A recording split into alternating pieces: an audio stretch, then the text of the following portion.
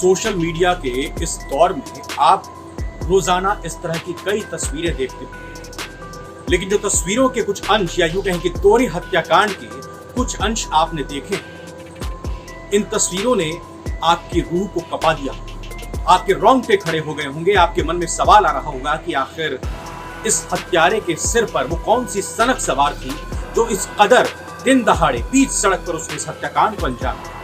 आखिर वो कौन लोग हैं जिसे इसने मौत के घाट उतारा है या कहें कि जिसकी इसने हत्या की। जी हाँ, जितनी ये तस्वीर रोंगटे खड़े कर देती है उससे ही ज्यादा सिहरन पैदा करने वाली इस तस्वीर या यूं कहें कि इस हत्याकांड की पूरी कहानी है।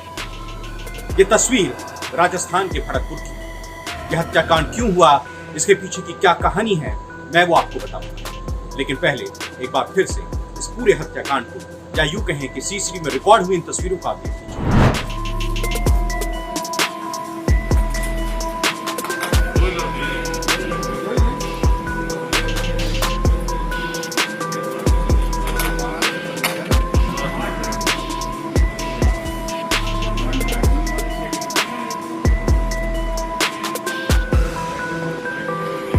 कार के आगे मोटरसाइकिल को लगा देना और फिर कार रुकने के बाद इसमें से उतरकर एक व्यक्ति हाथ में पिस्तौल तानकर पहले एक डॉक्टर पर जो गाड़ी चला रहे होते हैं उनकी कनपटी पर गोली चलाता है और उसके बाद बराबर में बैठी उनकी पत्नी को वो 3 गोलियों से छलनी कर देता है। दोनों की मौत हो जाती है। उसके बाद यह हत्यारा अपने साथी बाइक सवार के साथ बाइक पर सवार होता है, बैठता है, लेकिन ये बाइक आगे नहीं चल पाती, स्टार्ट नहीं होती। फिर धक्का लगाकर उस बाइक को चलाया जाता है। फिर हवा में 2 गोलियां दागकर 2 हवाई फायर करके ये फरार हुआ।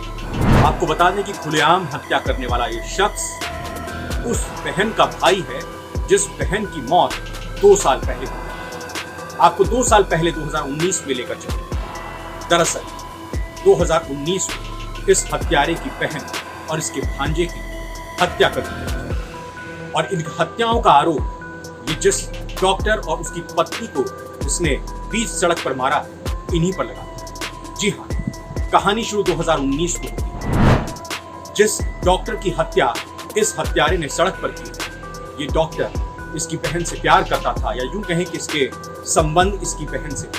इस डॉक्टर ने इसकी बहन को एक घर भी रहने के लिए दिया हुआ था, लेकिन इसी घर में इस डॉक्टर की डॉक्टर पत्नी और इस डॉक्टर की माँ इस बहन की हत्या कर देती हैं, उनको जिंदा जला देती हैं। न सिर्फ उस बहन को बल्कि उस बहन के बेटे को भी, जिसकी उम्र सिर्फ 8 साल थी। 2 साल पहले हत्याकांड को अंजाम दिए गए इस पूरे वाकये के बाद पुलिस सबसे पहले इस डॉक्टर की पत्नी को गिरफ्तार करती है, फिर उसकी पत्नी के साथ साथ उसकी माँ को भी गिरफ्तार करती है हत्या के आरोप में। फिर आगे चलकर पूछताछ में इस डॉक्टर को भी गिरफ्तार कर लिया जाता है।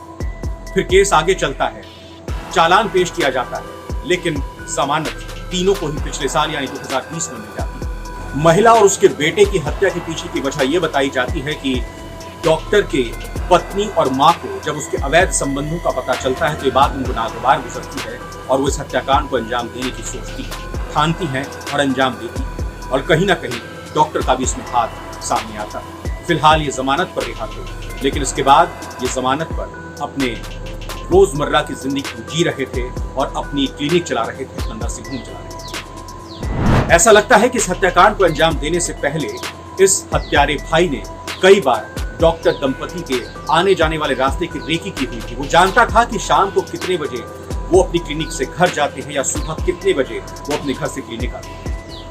और इसी तरह से रेकी करने के बाद उसने इस हत्या को अंजाम देने की ठानी, अपने एक दोस्त को इसमें शामिल किया, मोटरसाइकिल पर सवार हुआ और रोजमर्रा की तरह जब डॉक्टर और उनकी पत्नी कार में सवार होकर अपनी क्लिनिक से घर की तरफ जा रहे थे, उन्होंने बीच सड़क पर या कहें कि हत्यारे ने बीच सड़क पर उनकी गाड़ी को रोका और फिर इस तरह से इस हत्याकांड को अंजाम दिया।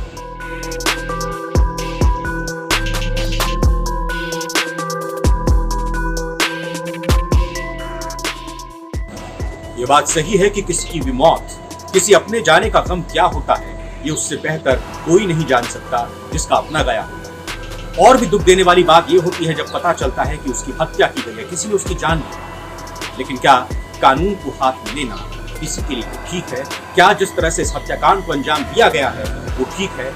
जाहिर तौर पर आपका जवाब ना हो। फिलहाल ये वीडियो आपको कैसी लगी इस पर अपने कमेंट कीजिएगा, हमारे चैनल को सब्सक्राइब कीजिएगा और कमेंट के जरिए बताइएगा कि आगे किस तरह की वीडियोस आप पसंद